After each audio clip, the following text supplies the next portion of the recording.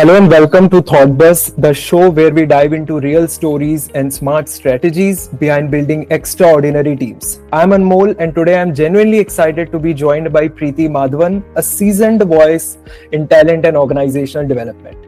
Preeti has been at the heart of shaping people-first strategies that don't just support growth but truly bring out the best in organization. Preeti, it's such a pleasure to have you here. Thank you.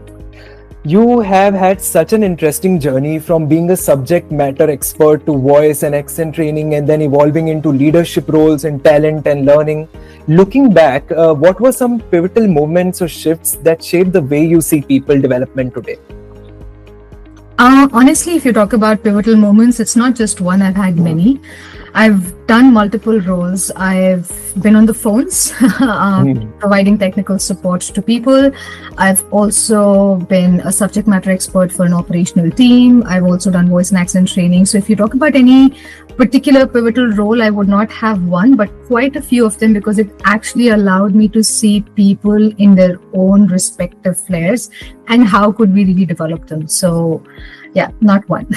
Wow, that's an unexpected learning, I would say. Funny how roles teach us more about people than we expect, right?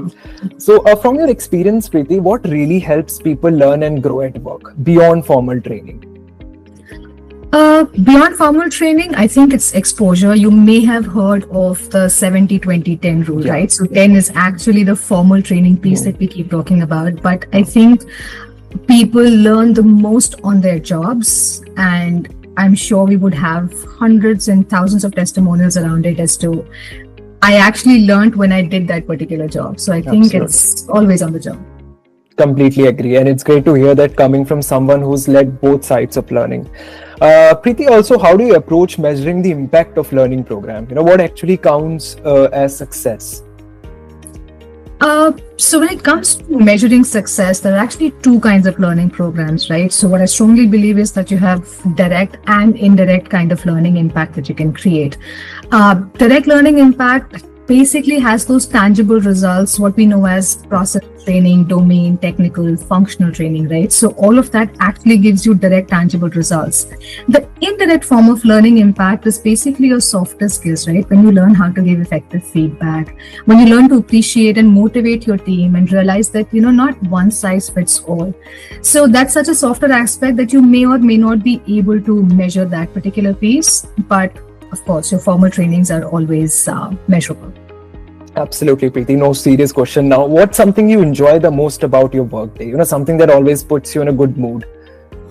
I think interactions. I personally enjoy going to work quite a bit. In fact, we usually have our entire team come on the same days as well. We call them anchor days. So I think I love the idea of meeting people who are genuinely interested in developing themselves and their own teams. And of course, every other conversation that we have under the sun. So I think I love those interactions. Wow. I think it's the best thing.